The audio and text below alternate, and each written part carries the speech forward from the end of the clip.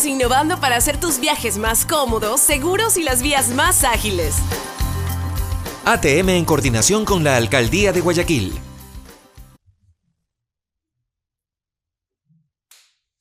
Bienvenidos todos, muy buenos días. Yo soy Anderson Boján. Esto es el Café La Posta, un espacio para revisar la coyuntura política en la actualidad nacional. Hoy es lunes 1 de julio del año del Señor 2019. Ya llegó julio, ya llegó el mes de Guayaquil, Gracias a todos los que hacen posible que nos encontremos cada mañana para revisar los hechos más importantes del país. Hyundai, que está con nosotros desde el principio, la ATM de Guayaquil, que es un club de marcas que apoya el periodismo independiente, y el barista, donde nos sirven el café de la mañana en la República y Amazonas, en los bajos del edificio de las cámaras, y Contap, la aplicación de contabilidad que se encarga de que nuestras cuentas no estén tan chuecas como las de Odebrecht. Dicho esto, hacemos una revisión cortita de los hechos en caliente.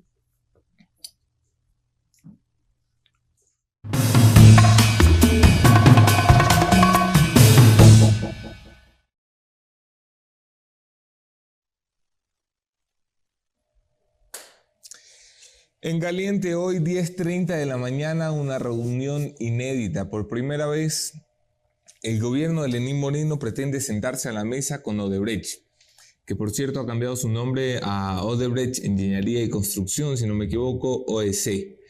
Se sienta a la mesa el gobierno de Moreno con Odebrecht 2 años después de haber iniciado el periodo, y esto es importante.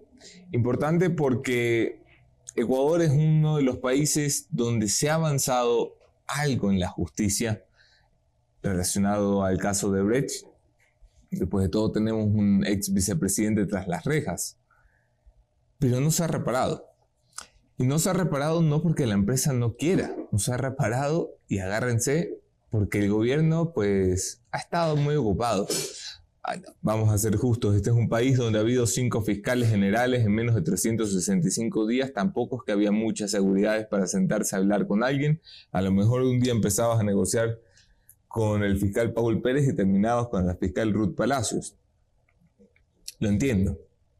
Hoy 10:30 de la mañana, Iván Granda, secretario nacional anticorrupción, y el procurador Íñigo Salvador se sientan por primera vez con la compañía, en lo que resulta una conversación exploratoria para intentar llegar a un acuerdo de reparación. ¿Qué es un acuerdo de reparación? Que Odebrecht nos diga: madre mía, sí, me agarraron, me pillaron, yo era un corrupto a más no poder, prometo que ahora me porto bien, pero no solo prometo que me porto bien, yo he causado daño a este país, tengo que repararle. La reparación en este caso es económica por un monto superior al que he admitido sobre las coimas que he pagado.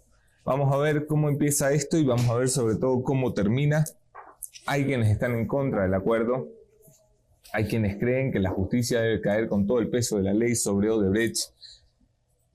Es un debate largo porque es una empresa que tiene una historia larga, que no solamente se ata a lo que ha publicado La Posta y más de 19 medios de comunicación en 10 países de Bribery Division, sino que también se ata a coyunturas que han venido saltando en este país, como arroz verde, el famoso arroz verde, que está vinculado al financiamiento de los partidos y que, por cierto, la Fiscalía ha reformulado los cargos para intentar hacer 2 por 1 en el juicio de Alexis Mera, o en el proceso contra Alexis Mera, y la investigación que se desprende de los cuadernos de doña Pamela Martínez, la Pascualina de Pamela Martínez.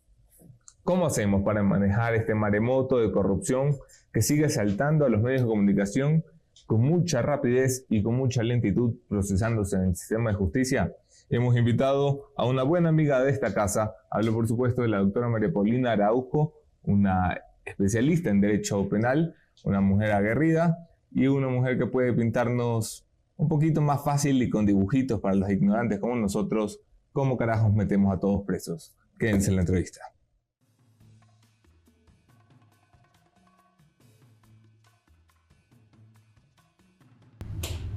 De acuerdo, yo soy Anderson Boján en todas las redes, podemos seguir allí la conversación. Un abrazo a quienes nos saludan y comparten nuestros contenidos, lo quiero más que si no comparten. Está Juan Carlos Calderón por allí, Juan Carlos Calderón, maestro y sensei. Un fuerte abrazo a la distancia y bienvenida, doctora Araujo, qué gusto tenerte por acá. Querido Anderson, muy buenos días, un saludo a todos quienes siguen a La Posta y ahora más, porque gracias al periodismo de investigación tenemos datos que se esperaría la justicia los haya obtenido o los estuviera ya en camino de procesar, pero no ha sido la prensa, a la cual se agradece, la que poco a poco nos ilumina en cómo fue la manera de operar de Odebrecht, no solo en Ecuador, en toda la región. Pero nosotros sí nos logramos diferenciar de algunos países vecinos, porque como usted bien lo dijo, en el Ecuador tenemos a un vicepresidente que está en la cárcel, pero no hay que olvidar que por un delito que se llama asociación ilícita, que es un delito totalmente de bagatela, si lo comparamos con los delitos en verdad graves que han supuesto toda esta trama delictiva que ha ido desde las más altas esferas hasta funcionarios de medio y de bajo rango que han tornado operativo, al fin de cuentas, lo que se buscaba. Comencemos por una corta radiografía de cómo usted ve al sistema de justicia ecuatoriano. Bueno, el sistema de justicia ecuatoriano lamentablemente ha partido del doble rasero, es decir, de selectividad. Para algunos casos sí son bastante rápidos, actúan con prontitud, con objetividad, con mano dura, pero hay otros casos que se siguen quedando en meras investigaciones previas e incluso no ha habido una respuesta cuando la propia Contraloría ya ha emitido informes con indicios de responsabilidad penal. Entonces vemos que es una justicia, y pienso yo, ya no solo en el procedimiento selectivo, que en unos casos va rápido y en otros lento, sino también una justicia que quizás no tiene muy claro cómo actuar ante la delincuencia económica. ¿Dónde está el corcho en la justicia? ¿Dónde está el tapón? Porque durante algún tiempo se pensó en este país que el gran problema eran los jueces de la Nacional, que por cierto siguen allí.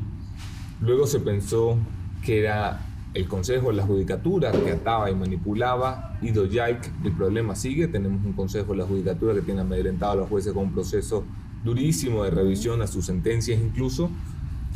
Y también se pensaba que era un tapón de la Fiscalía, que se echaba de brazos cruzados, se rascaba la panza y no hacía nada. Tenemos una Fiscalía que hace, pero seguimos sin ver un sistema que funcione. ¿Dónde está el problema? Bueno, es que el problema es cuando vemos aisladamente y también centramos en personas lo que debería ser una institucionalidad. El ámbito penal no funciona con una sola persona. Usted necesita una fiscalía bien articulada, que es donde arranca, ¿no? Porque es el único órgano que puede investigar. Con una buena investigación, ¿qué necesita fiscalía? Jueces que le hagan un acompañamiento al proceso, que le permita dictar medidas cautelares, que le señale oportunamente las audiencias. Y junto a eso, usted también tiene agentes que hagan posible que órdenes de detención, por ejemplo, o medidas cautelares de que no se muevan los dineros de una persona o que tenga prohibición de enajenar, también respondan y de una manera conjunta, no cada uno por un lado buscando protagonismo o quedándose en silencio. Que no se nos vayan los hermanos Alvarado por las galletas, básicamente. O sea, básicamente que si actúan, información que tiene que reposar solo para los órganos de justicia y que sean efectivos, no les avisen a las personas. De lo contrario, o le dejan el grillete entregando y con agradecimiento. Porque ahí, ¿cuál es el sentimiento de la sociedad? Que es una justicia que no está a la altura de lo que tiene que investigar, acusar y sancionar. Y le vuelvo a insistir, el hecho de la delincuencia económica, que es toda esta trama, ya no va a ser igual a la manera de investigar, por ejemplo, un asesinato.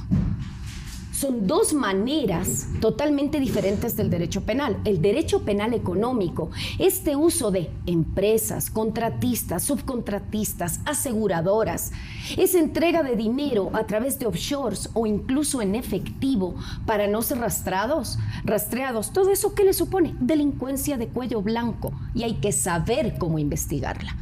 Caso contrario, ni aún así la prensa le entregue todos los datos a los órganos del Estado, si ellos no tienen el conocimiento necesario para poder aplicar el poder punitivo del Estado. Me hago entender.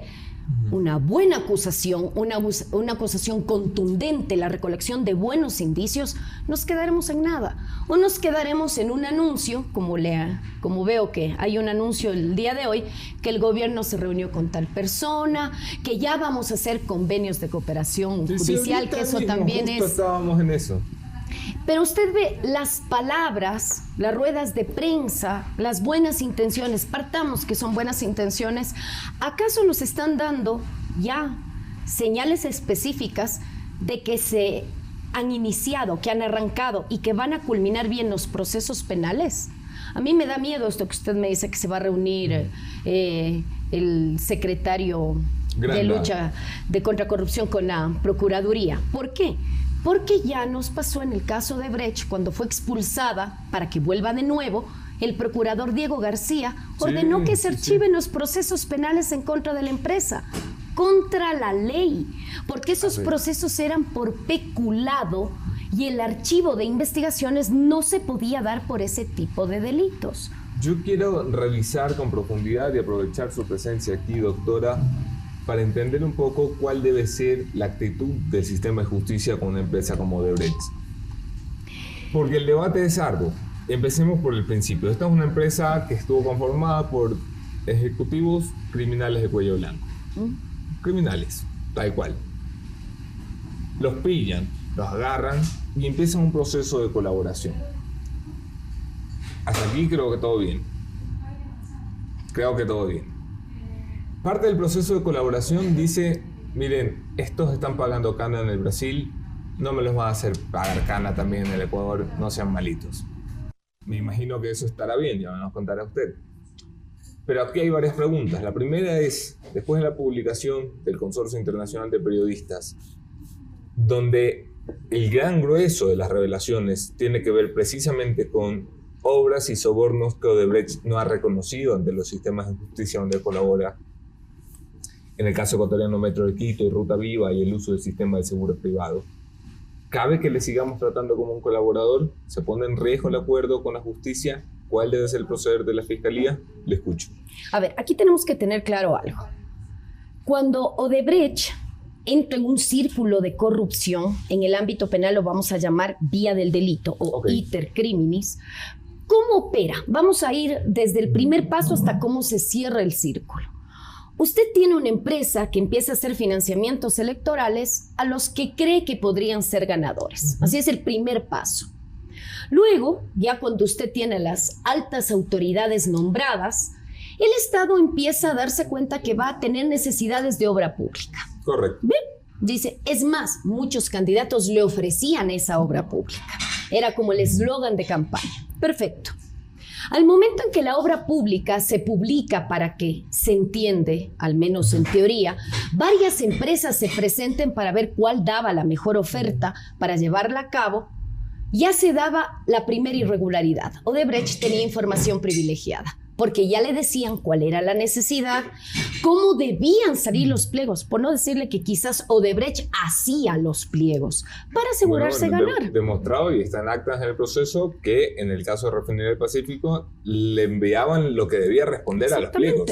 Entonces ya tenía esa información privilegiada, ganaba porque presentaba la propuesta más baja. Una vez que ganaba el proyecto, y esto también es propio del tratamiento de la corrupción, la obra estaba mal hecha. No conforme con adjudicarse de manera irregular, la obra estaba mal hecha. ¿Y por qué?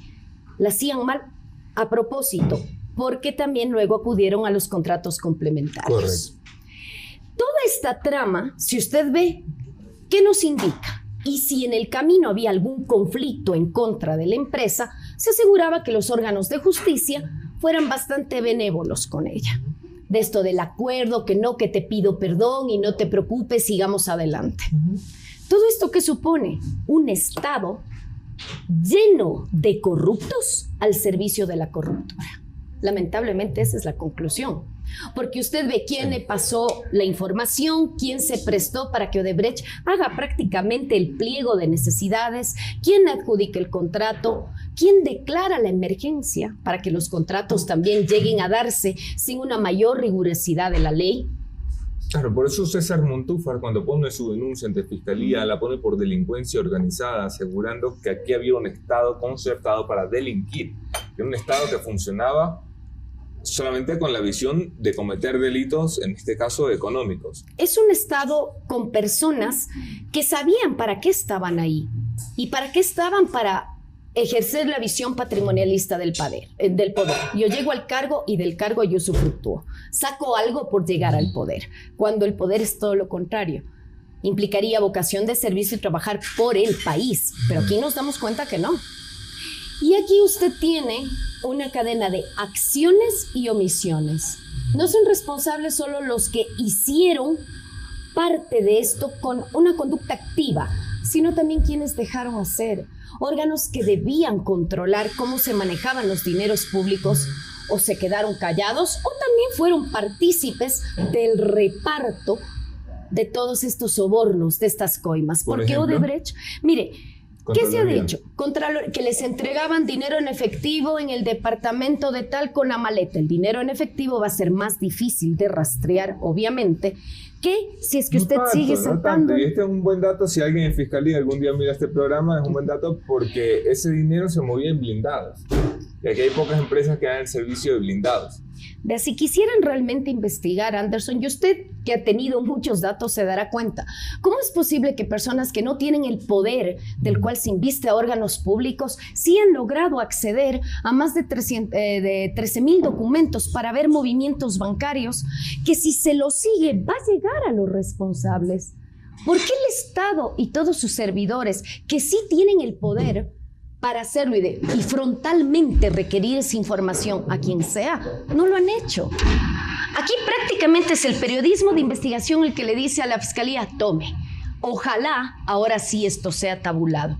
Y no creo que la salida sea dejar a la empresa fuera porque me está ayudando, me está dando la pista a ver hacia dónde tengo que ir. Porque se esperaría que el Estado sepa cómo buscar las pistas de la corrupción y tenga que aplicar una pena a todos los que han participado en esta trama. ¿Usted cree que Odebrecht le está sacando su hábitat? Vea, a mí sí me llama la atención en todos estos procesos que Ecuador desde el 2014 tiene en sus normas la responsabilidad penal empresarial. Es decir, no solo pueden delinquir las personas naturales, usted o yo, sino también las empresas. Y se lo aprobó con bombos y platillos en la asamblea. Sí, claro. Era una también de las banderas en las cuales les decían, vean, el COIP es una norma tan de avanzada que ahora las empresas también pueden delinquir. Claro, pero es que eso lo pensaron para jodernos a nosotros los periodistas. No olvidemos el caso del diario El Universo. Y adicionalmente, dígame usted, ¿qué sentencia ha habido hoy por hoy que por responsabilidad empresarial haya extinguido, liquidado o al menos multado a una empresa? De ahí que las normas son lindas, pero si usted no les pone en práctica, se queda en nada, se queda en un discurso del cual los ecuatorianos estamos cansados. El discurso de que luchamos contra la corrupción y por eso tenemos el gabinete tal integrado por tantos y tales ministros. O una justicia que ahora sí le dicen que es independiente, pero vemos que cuando esto se destapa, cuando conocemos en Ecuador todo esto que la Posta nos saca a la luz con todo este consorcio internacional de periodistas de investigación, la señora fiscal general estaba firmando un acuerdo académico en Salamanca. Sí, para que los señores fiscales logren especializarse lo antes posible, que no digo que esté mal. Vamos a ir detallando la actuación de Fiscalía. Me interesa muchísimo no quedarme a medio gas con lo de Odebrecht. Le traigo un razonamiento que me exponía un buen amigo en días anteriores relacionado a la empresa. Yo decía, esta empresa, vamos, si antes ya me parecía raro que la dejaran fuera del proceso penal, ahora me parece impensable. Y me respondía, hijo, eso es lo que quieren los políticos corruptos. Odebrecht ha dado 500 nombres en Brasil de políticos que recibieron plata de la corrupción. ¿Cuántos están presos? Una docena. Hay 488 que están rogando para que esa empresa la cierren, la multen, le hagan todo lo que puedan para enviar un claro mensaje al resto de empresas que han participado de, mira, esto es lo que pasa cuando tú hablas contra nosotros. ¿No cree que podría ser un mensaje equivocado cargarnos contra una empresa que está dispuesta a colaborar? Bueno, ¿dispuesta a colaborar con qué? Porque todavía no tenemos claro si en relación a Ruta Viva y el metro fue que no colaboró del todo o quizás sí colaboró y fueron los órganos de justicia los cuales seleccionaron no irse contra esas obras emblemáticas. Pero a lo que voy, si bien sí tenemos un modelo se llama derecho penal premial. ¿Qué quiero decir con esto? Que uno de los que ha delinquido, entiéndase Odebrecht, si colabora, si me da información clara de hacia dónde tengo que ir, le reduzco la pena, le doy un tratamiento privilegiado. Okay. ¿Que tenemos la modalidad? Sí, pero me temo que en toda esta trama delictiva, en donde siempre nos olvidamos el delito madre, que es el abuso de fondos públicos, que es el peculado, por más de que usted quiera hacer algún acuerdo con la empresa, nuestra legislación no lo permite porque son delitos contra la eficiencia de la administración pública. Es que usted no está hablando de delitos que ha afectado a una persona a la cual yo le puedo reparar. Esta es una afectación al erario público y lo que más se ha minado es la confianza en la operatividad de nuestro Estado. ¿Qué confianza podemos tener si prácticamente desde las más altas esferas hasta las más bajas simple y llanamente participaron en todo este entramado delictivo? Ahora, ¿qué podría pasar? Que Odebrecht diga, vea, yo ya estoy en quiebra.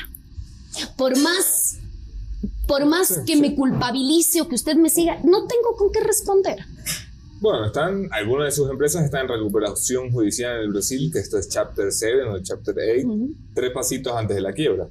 Y lo que me preocuparía también es que, digamos, en la reunión de Odebrecht diga, vea, voy a reparar al Estado ecuatoriano con tantos millones.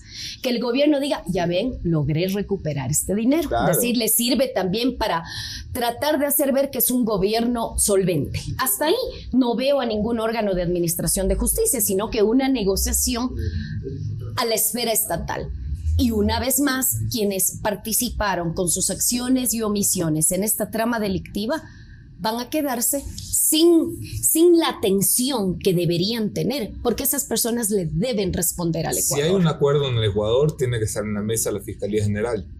Sí, porque... Obligatoriamente. Y adicionalmente con conocimiento de la ley penal, ¿no? Porque recordemos que en la última ocasión que se llegó a un acuerdo extrajudicial en este país fue con el señor Tomislav Topic, al que le dijeron páguenos en cuotitas y esa platita se la vamos a dar algún día a los jubilados si es que están vivos para recibirla, y no participó la Fiscalía General, participó el Ejecutivo. Sí, a través de la Unidad de Análisis Financiero, y también no perdió la oportunidad del Ejecutivo de decir, miren, ya recuperé. Y tan irresponsable fue el Ejecutivo que a la par que decía que recuperaba, ya tenía asignado el dinero que era para los jubilados. Sí. O sea, lamentablemente le digo, todo este esquema delictivo luego se lo lleva a otras esferas, es la bandera de lucha de ciertos grupos y todo se va a quedar en esa discusión quizás de 1 o 2 semanas y los verdaderos responsables se van a seguir riendo del país.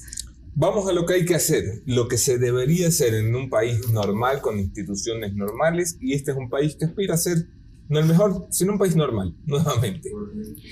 Tenemos lo que tenemos. ¿Qué esperaría usted del sistema de justicia, doctora? Esperaría lo que pienso yo es lo más sensato. Habilidad, estrategia, oportunidad, en el sentido de que, de una vez por todas, hay que mandar el mensaje, y no solo de palabras para afuera, que cuando en el Ecuador se comete un delito, la justicia actúa y sanciona a los responsables. Basta que usted deje un delito sin sancionar o un proceso con cierta selectividad de que no le pone tanta rigurosidad. ¿Usted qué mensaje da a todos los ecuatorianos? Que si tú estás con el poder o has delinquido con una empresa que sabe muy bien manejar los delitos económicos, nada te va a pasar. ¿Y esto por qué se lo digo? Porque hay ciertas frases de personajes que están siendo investigados, algunos ya están presos, que le aseguraban con una firmeza tal, no hay pruebas, no tienen pruebas, claro. No hay nada. ¿Y por qué? Porque estas tramas delictivas, ¿usted cree que Odebrecht, al hacer todas estas propuestas, al utilizar todas esas empresas que contrataban, subcontrataban y luego llegar a todo, cómo finalmente pagar esos sobornos, todo escondido, no tuvo asesoría? Por supuesto que tienen asesoría para saber cómo delinquir e ir borrando las huellas. Y las altas autoridades, las bajas o medias, ya no interesa, porque al fin de cuentas eran o siguen siendo funcionarios del Estado, estaban tan seguros que todo estaba cubierto, porque estaban con esa seguridad de que el rastro no fue dejado. Pero se olvida. No, y aunque el rastro fuera dejado, recordemos ahora el caso de Pedro Merizalde, que lo pillaron con un offshore en 2016. Y si este hubiera sido un país normalito, le pedían que abriera la pinche cuenta y le encontraban el dinero de Odebrecht 3 años atrás. Pero usted sabe qué dijo el señor Correa a la época. No, es un offshore que solo ha movido tan poco dinero, estado inactiva. ¿Y qué hizo la justicia? Ah, no, es que ya dijeron que no pongamos la atención en ese offshore. Entonces, ¿en qué quedamos? Le digo. Yo pienso que no podemos perder la oportunidad. Yo creo que ya no hay pretexto alguno de decir, no, es que no hay indicios, es que no encontramos, es que no nos ayudan. Perfecto, tienen un trabajo investigativo de calidad que ya les está dando indicios. También hartos estamos de que nos digan, ya inicié investigación previa en tal o cual caso. Porque la investigación previa no es proceso penal. No es más que una investigación que va a tratar de encontrar algo que le dé sustento a un proceso penal.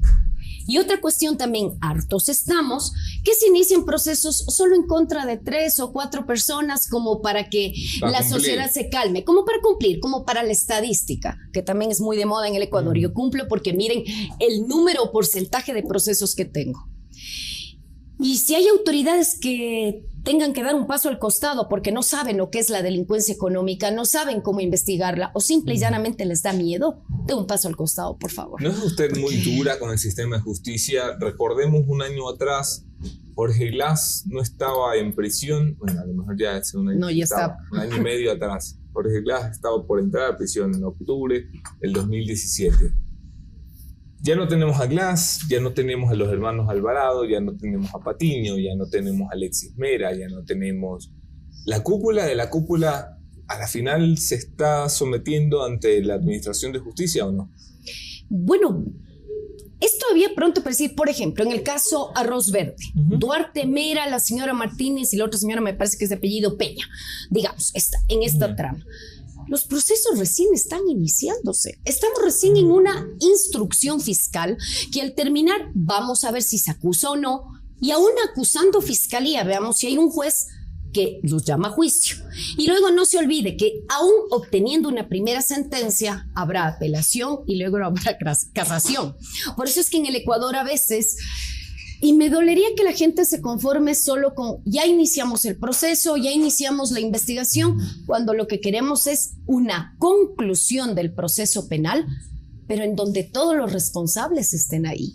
No solo 4, no solo 5. La trama de Odebrecht no es uno, no es solo un grupito, no es una decena de funcionarios. Correcto. Son bastantes.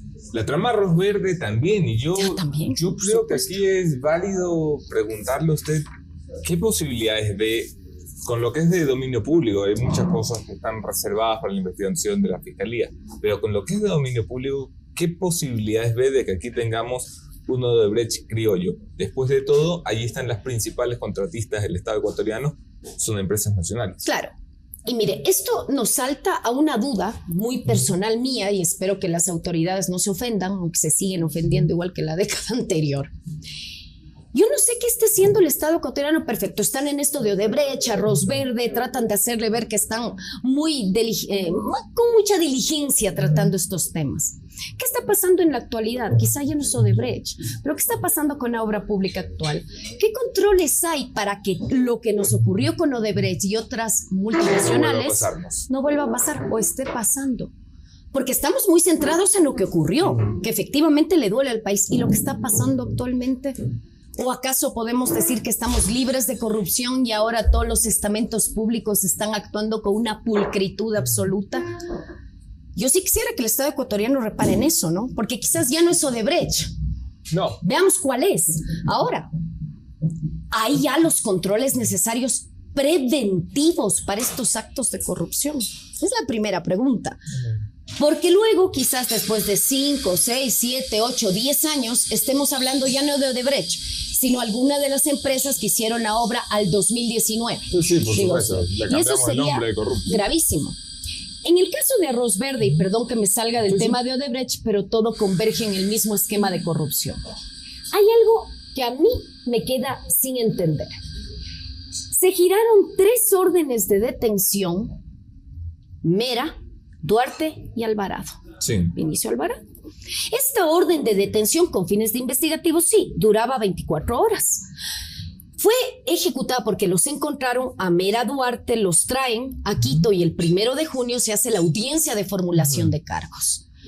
¿Por qué no se formuló cargos al señor Vinicio Alvarado? No solo no se formula, se le retira la orden de captura. Claro, es que luego pasaron las 24 horas, es obvio que esa orden de detención ya no tenía validez, pero ¿por qué no se le formuló cargos si para que se le haya girado la boleta 24 horas antes se entendía que había indicios o al menos se requería que esa persona nos informe ciertas situaciones en relación a esta trama. Ahora usted ve de él, la justicia no le dice nada absolutamente. De la ignorancia pura, le pregunto, ¿no podrá ser una estrategia de fiscalía? ¿No podrá ser una forma de decir, no me vengas a decir que eres perseguido político porque ni siquiera tienes orden de captura en tu contra? Le pregunto. No sé si Fiscalía esté para hablar de estrategias políticas y no me digas perseguido, cuando Fiscalía debería estar para recoger indicios de todos los responsables y acusar e iniciar los procesos. Si Fiscalía llega a reparar en el hecho, ¿será que se siente o no perseguido político y voy a tomar esta estrategia como para que el señor no me salga con tal discurso? Entiendo. Si Fiscalía está en ese punto, híjole, a Fiscalía hay que darle un código orgánico integral penal urgente como para que sepa hacia dónde tiene que ir. O sea, si lo que le preocupa es que las personas digan que son o no perseguidos políticos, es porque ya hemos llegado a un punto en que la justicia penal ha quedado para complacer egos o simple y llanamente para ejercerla simbólicamente y los delitos en verdad graves y todas estas tramas delictivas queden netamente difuminadas en la discusión semanal, en qué es lo que ocurrió, esto salió. Por eso yo creo que así como el periodismo investigativo ha logrado acceder a esto, ya seamos sensatos, está en manos del periodismo investigativo, más allá de que les competa o no, que no les compete constitucionalmente, pero ser ustedes también los que estén atrás de la justicia al decir, mira, te entregué esta información, ¿dónde están los resultados? Es todo un país el que fue afectado.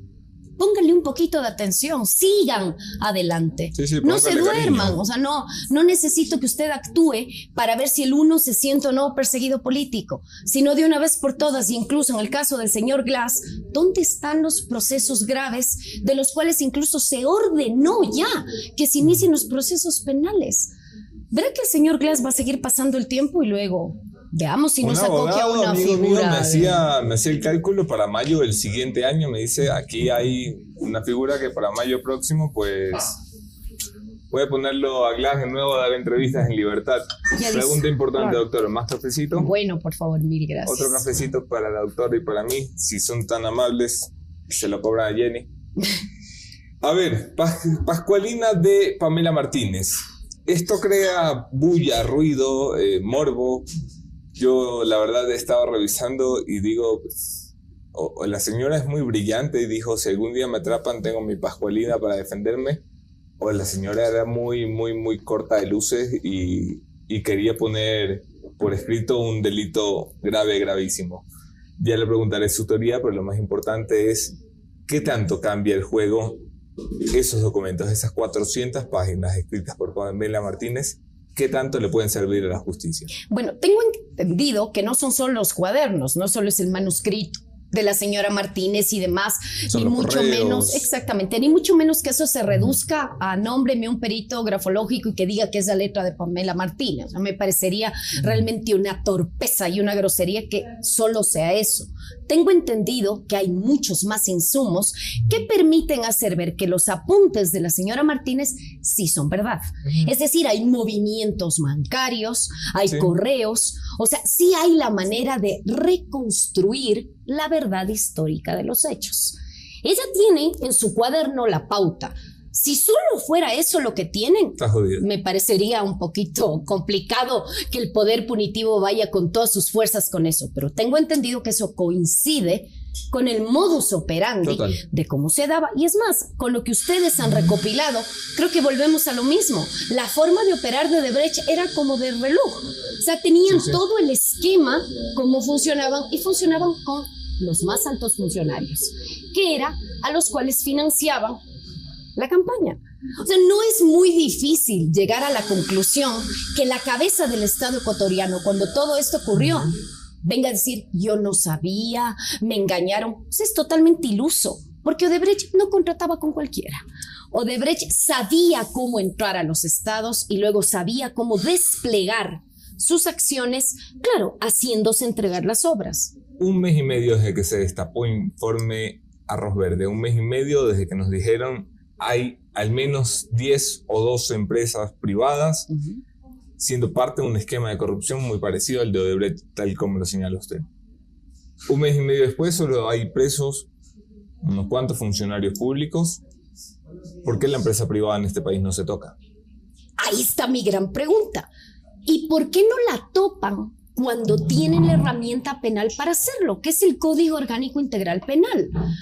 ¿Por qué se siguen centrando en que no solo la persona natural delinque y contra ella es la medida cautelar de prisión preventiva? Es más, les gusta mucho la prisión preventiva porque eso calma a la gente socialmente. Dicen, ya ven, ya le metí preso. Y la justicia piensa que con eso, por favor, póngame la medalla por prisión preventiva. Prisiones preventivas que veremos si luego no se revocan y les pongan incluso responsabilidad penal al Estado. Pero la pregunta que usted tiene la tengo yo también desde el derecho penal. Bueno, toda esta trama delictiva no se hubiese podido llevar a cabo si usted no tenía justamente a las empresas, pues. Si no tenía la empresa que pagaba los sobornos, la trama no se llevaba a cabo. Y da la casualidad que a la empresa le dejan afuera. Ilógico desde el punto de vista penal. Porque lo pueden hacer. ¿Cree que la han dejado fuera de momento o cree que la han dejado fuera a la empresa privada? Yo todavía, pese a que soy muy crítica... en una etapa muy inicial de la investigación. Exacto. ¿No? Todavía tengo la esperanza, especialmente en Arroz Verde, todavía no termina la instrucción fiscal. Hasta que termine, porque como hubo la reformulación, lo máximo que puede durar es 120 días. Me parece que es hasta agosto. Sí. Todavía tengo la esperanza que Fiscalía, antes de que termine la instrucción fiscal, que es el único momento que tiene, haga una revinculación. Es decir, ahora sí ya hablemos de empresas que entren a la trama delictiva y también puede ser otras personas naturales que hayan estado en este entramado de afectación al Estado ecuatoriano. Todavía tengo la esperanza. Si no lo hace, ¿usted cree que hasta los 120 días... Si se aprieta la empresa privada, salta un delator a lo de Odebrecht? Más allá de los delatores, lo que se esperaría, porque si la justicia estamos esperando que camine porque va a haber un delator y está confiada en que existe el delator para caminar. Porque a la final lo que estamos viendo aquí es la superficie de algo más profundo y más podrido. Esto es, pongo el ejemplo del lavallato. El lavallato empieza porque aprietan a los empresarios y cuando descubren lo que descubren, pues madre mía, a correr todos. Es que claro, pero mientras usted no tope a los empresarios y las empresas que también estuvieron en esta trama, empresas que deben estar felices al decir, mira, solo están tras Odebrecht, tras nuestro no están. Pero si usted empieza a aplicar la justicia a todos y nuestra normativa permite a personas naturales y a personas jurídicas meterlas en un proceso penal, siempre es bueno saber todos los involucrados que nos tienen que decir y ahí van a salir sin lugar a dudas más nombres, quizás más empresas, más compañías aseguradoras, reaseguradoras. O sea, esto, como usted bien dice, es la punta de lo que se ha podido descubrir, pero de un entramado mucho más profundo. Y mientras usted como autoridad no quiera llegar a la raíz, el entramado puede ser que siga funcionando y eso es lo que me preocupa. Doctora Paulina Araujo, en conversación en Café La Posta, corrupción, ¿cómo hacemos para meter los presos a todos? Es difícil, es complicado, tenemos una justicia que es lo que hay, como dicen en Quito. No justifico con eso la lentitud y la inoperancia, pero es lo que tenemos. Con esto hay que jugar y hay que empujarlos para que jueguen el partido. En ese sentido, hay publicaciones y revelaciones que no gustan al gobierno, que ponen en entredicho la honestidad que tanto dicen tener y con la que dicen ejercer sus cargos. Pregunta concreta, ¿esperaría usted que la justicia investigue también al gobierno de Lenín Moreno? Y si es así, ¿por qué? Por lógica y justicia. O sea, se entiende que la fiscalía debería actuar ante los delitos, vengan de donde vengan, los pasados, los presentes, y ver qué es lo que va a ocurrir en el futuro. Insisto, yo no sé quién podría ser tan fuera de la realidad que le puede decir, hoy por hoy no hay corrupción.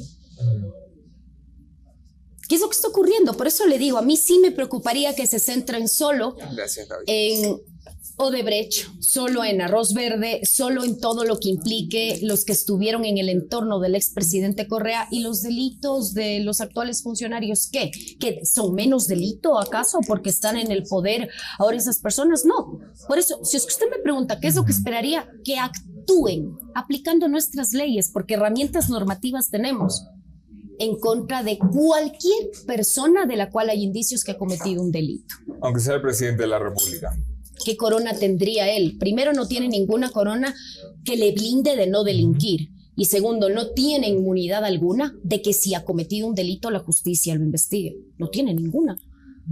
El que sea presidente de la República, insisto, no le quita una condición eventual de que pueda ser sujeto activo de un delito.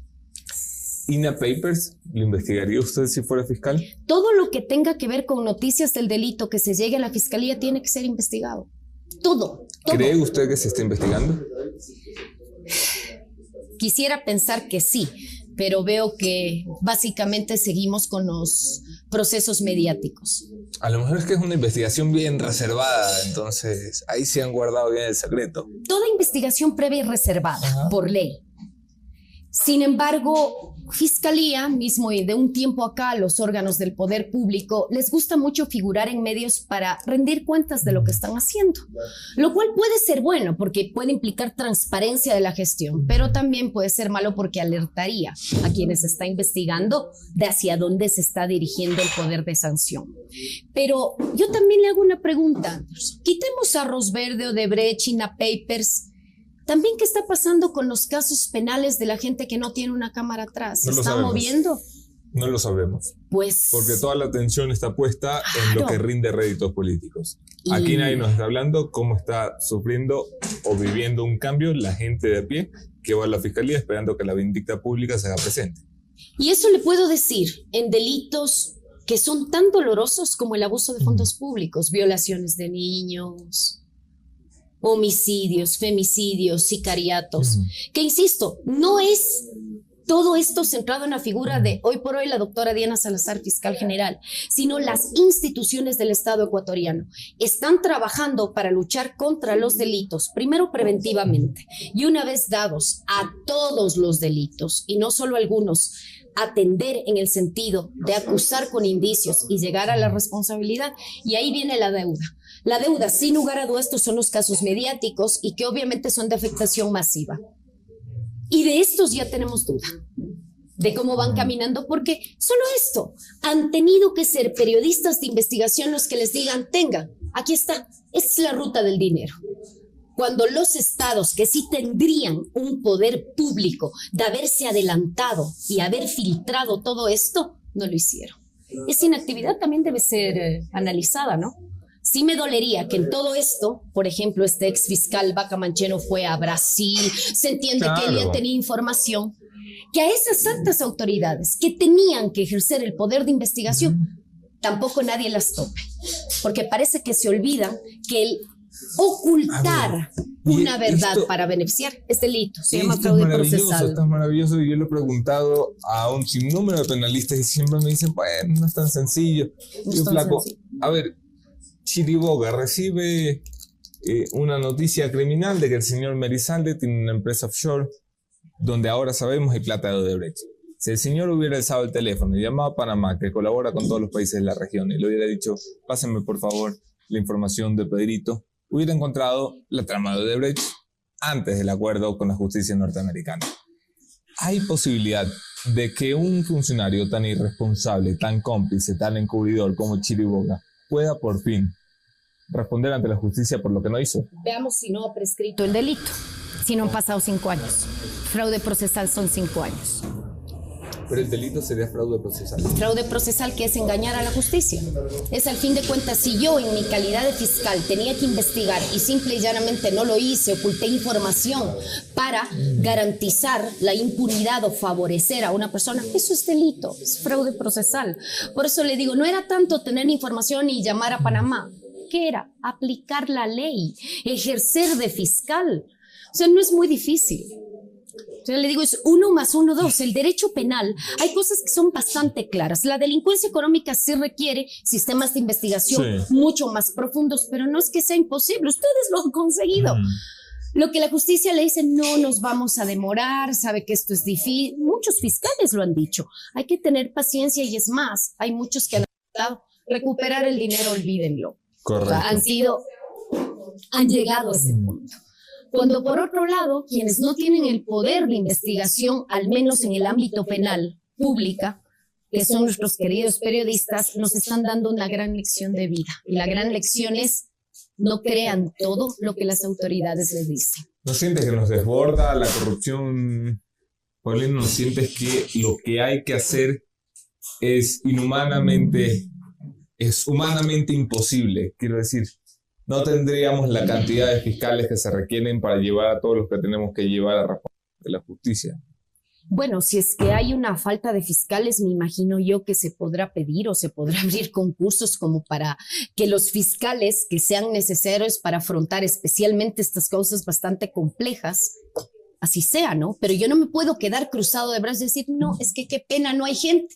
Entonces tendrán que esperar, póngase a la fila. O sea, ¿qué se requiere? Gente más proactiva. Que si es que hay una fiscalía o una cabeza que no tiene que dormir, total de responderle al Estado ecuatoriano que puso muy altas expectativas en ese nombramiento, pues así se lo tiene que hacer. Porque eso es pensar en país. Y la corrupción, si es bueno que usted lo traiga a colación, no solo es irnos contra quienes se llevaron la plata, es una modalidad de corrupción. ¿Sí? En el Ecuador también tenemos otro tipo de corrupción, que es de aquellos que solo quieren acceder al cargo para mantener poder y no para servir. Y de esos hay bastantes y le siguen haciendo daño al país. Yo creo que también en manos de ustedes, de los medios, está, pues bien, o sea, les gusta mucho las ruedas de prensa, las comparecencias, para tratar de decir nosotros somos lo mejor y estamos funcionando de manera perfecta.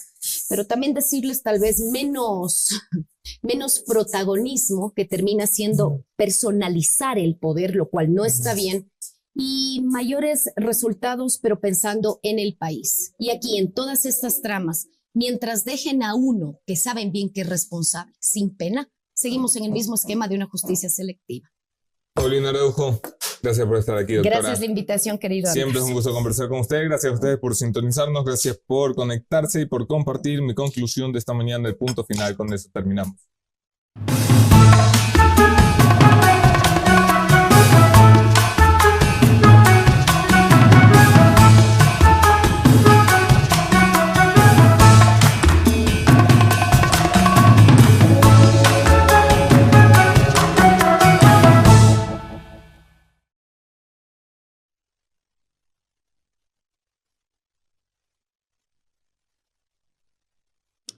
A prueba está un sistema de justicia con Odebrecht manía, con una pasión fervorosa por ir detrás de el mayor escándalo de corrupción de la región, que no es poca cosa, y eso lo entiendo. No entiendo entonces por qué nos alejamos de la posibilidad de construir justicia y lucha contra la impunidad, que más que lucha contra la corrupción es lo que le hace falta a este país. Puertas adentro en el Ecuador, cuando tenemos todas las oportunidades para hacerlo. El periodismo de investigación, en este caso Fernando Villavicencio, Cristian Zurita, han entregado a este país información valiosa para abrir una trama que transparente la realidad del Ecuador, que es que aquí no solamente Odebrecht pasaba maletines, o pasa, que es que aquí hay otros concertados para delinquir utilizando el Estado como una mascota que dice sí, venga, entregue y usted disponga. Y esos son los empresarios privados de este país contra los que la justicia, y particularmente la fiscalía, tendría que demostrarnos de qué está hecha. Porque es muy fácil tocar a un descalificado como Alexis Mera. Es muy fácil ir detrás de un cualquier cosa como Pamela Martínez. Es muy fácil, aunque se te fuguen por las galletas, contar con el respaldo ciudadano cuando vas detrás de los hermanos Alvarado. Difícil es. A prueba te pone cuando vas contra la estructura misma del poder económico del país. A prueba está entonces la señora fiscal general Diana Salazar, quien tiene poco tiempo en el cargo y por eso la delicadeza de la insinuación. A prueba está usted, doctora, cuando tenga que tocar las puertas de los mayores empresarios de este país y decirles, venga, mijito, cuéntame cómo es la cosa. No se trata de ir metiendo preso a todo el mundo, se trata de que todo el mundo empiece a hablar. Y empiece a hablar delante de usted, que es la representación de la vindicta pública, que es delante de nosotros. Solamente cuando nos cuenten la verdad, podremos tomar la decisión de quién tiene que estar en Cana y quién en Canadá. Aquí nos vemos mañana, otro tema, otro entrevistado, mismo entrevistador. Yo soy Anderson Buscán y esto fue Café La Posta. Un fuerte abrazo. Ah, por cierto, déjame tomar la facturita, la fotito, la factura de Contap, que si no, mi contador me mata. Ahí se ven. Gracias, doctora. A ustedes, mil gracias.